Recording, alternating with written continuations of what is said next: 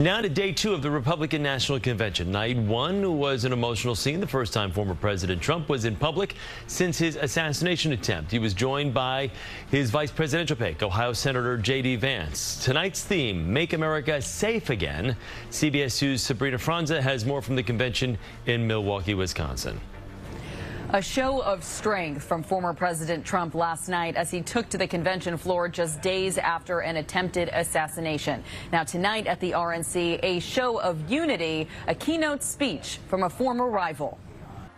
Donald Trump emerged on the convention floor in Milwaukee last night, officially the Republican nominee for president. The bandage on his right ear, a reminder of Saturday's attempt on his life. His appearance moved some in the crowd to tears. The fact that he's here is just, I find it overwhelming and touching that he's not hiding, he's not scared. Trump selected his running mate, Ohio Senator J.D. Vance, and is said to be reworking his keynote speech for Thursday night to reflect greater unity. Advisor Jason Miller says Trump can bring together a divided America. There's still some very serious issues that our country is facing. President Trump will be addressing those, but the tone is going to be much different. One issue central to Trump's brand, immigration. Today's theme at the convention, Making America Safe Again, with a focus on supporting law enforcement and border security. Former Trump challenger and UN Ambassador Nikki Haley is tonight's keynote speaker. She left the race in March and didn't endorse Trump until May.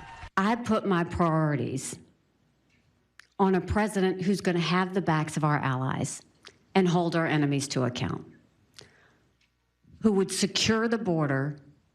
No more excuses. Haley says while Trump isn't perfect on all of the issues, he should reach out to her supporters to widen his coalition, something her speech here tonight could help accomplish. Other keynote speakers this week, Republican vice presidential nominee J.D. Vance is expected to accept the nomination formally and speak tomorrow. As we mentioned, the former president is expected to accept his nomination Thursday. Sabrina Franza in Milwaukee, CBS 2 News. Now, if former President Trump wins in November, 39-year-old Senator J.D. Vance would become one of the youngest vice presidents in American history.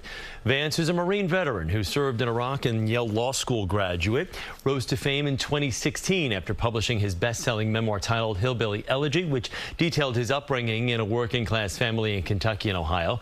Vance was one of the first senators to endorse Trump's 2024 bid and has become a top surrogate and fundraiser on the campaign trail after spending years very critical of Trump, calling him America's Hitler at one point and cultural heroin. Well, some Democrats are also in Wisconsin making their case to voters in Milwaukee. New Jersey Senator Cory Booker joined other Democratic lawmakers to highlight the contrast between their agenda and the Republicans' Project 2025 agenda. This is a stark choice, folks, between having health care and not, between having reproductive rights and not, between having affordable prescription drugs and not, between having retirement security and not. Senator Booker also took the opportunity to express certain concern, I should say, about Republican vice presidential nominee J.D. Vance's comments that would he have refused to certify the election on January 6, 2020 if he was vice president at the time. And CBS News will have live coverage of the Republican National Convention until it ends on Thursday. We'll bring it to you right here on CBS 2 beginning at 10 p.m. tonight.